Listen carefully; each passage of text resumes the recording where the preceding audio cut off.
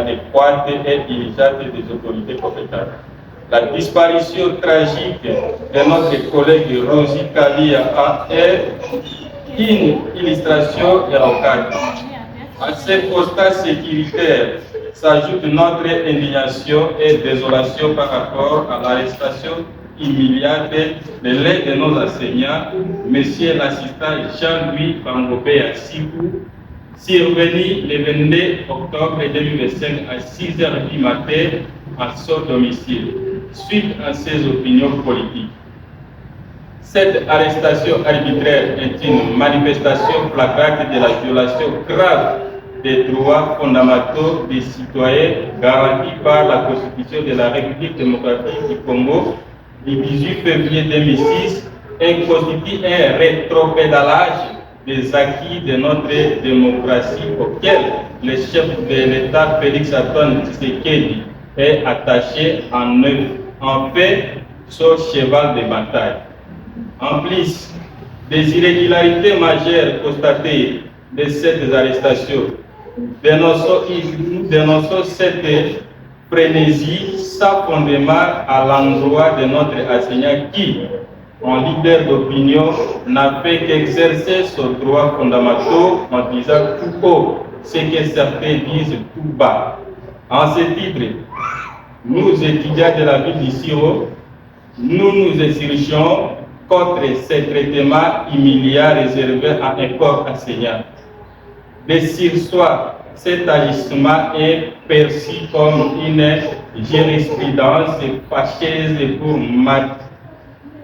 mater la crème intellectuelle et le faire taire alors que cette dernière est censée éclairer l'opinion de manière permanente.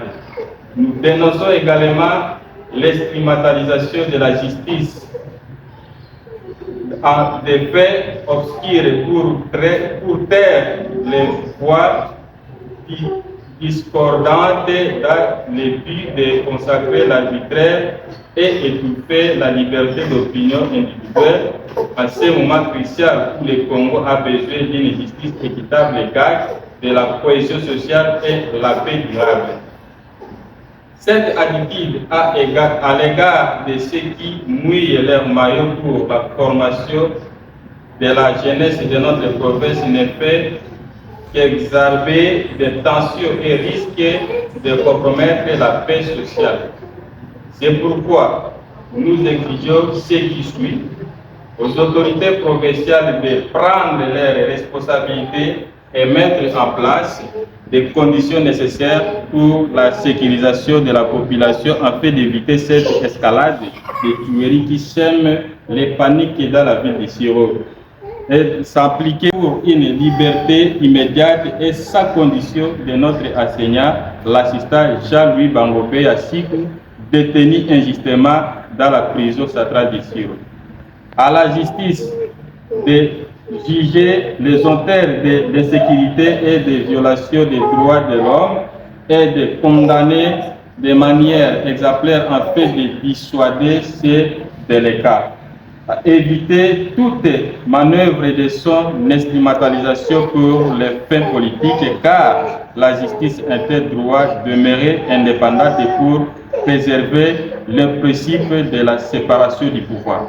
Aux étudiants de rester vigilants et de se tenir main dans la main pour faire échec à toute tentative d'humiliation à l'ère de nos formateurs ainsi qu'à tout comportement antidémocratique.